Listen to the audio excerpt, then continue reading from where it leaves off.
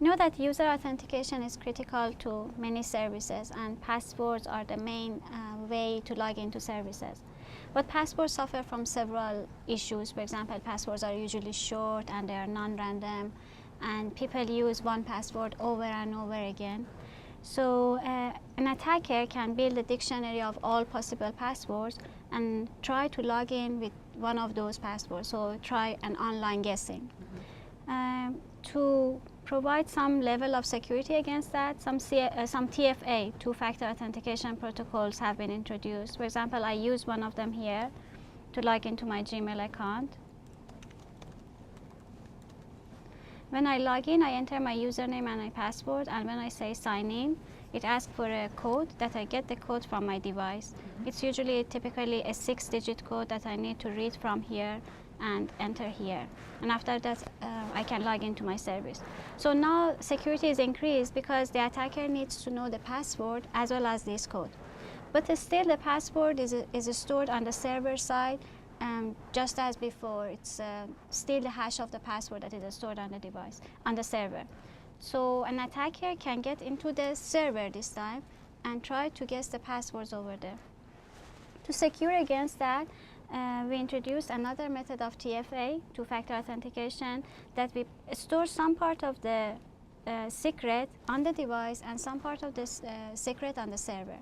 Now, every time that a user wants to log in, it should get a code from the device, but this time this code has some secrets that is shared between the server as well.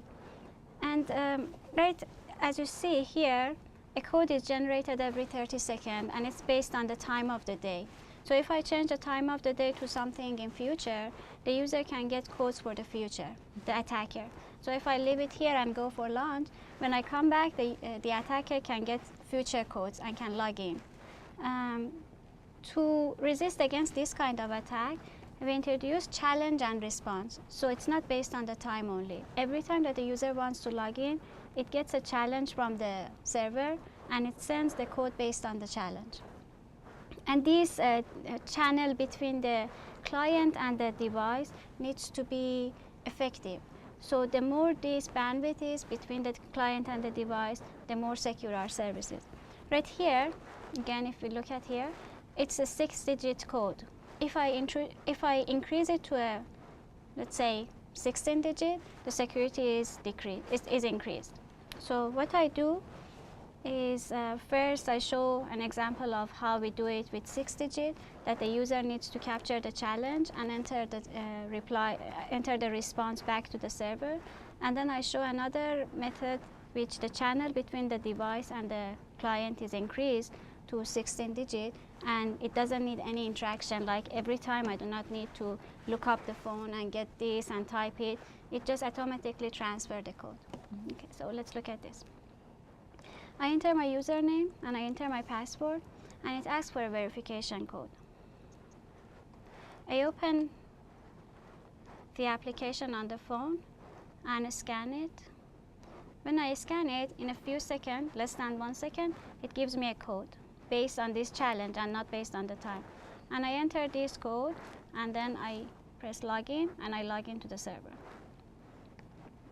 But as you see, this code, I need to enter it and I need to take the code and then again transfer it, so it's not easy to use it. The other method is that I just open the application and I sign up. Here, a wireless channel is formed between the client and between the device. And as you see, when I press login, I enter my username and password, and the code between these two automatically transfers. So this time I do not need to type 16-digit passwords, but the 16-digit code is transferred automatically. And that increases the bandwidth of my device to client, which increases the security. That's basically what we're doing. We introduced several other channels, for example, QR code two-way, that I show a QR code to my laptop, and some other protocols that increase the security, which was presented in a whole paper.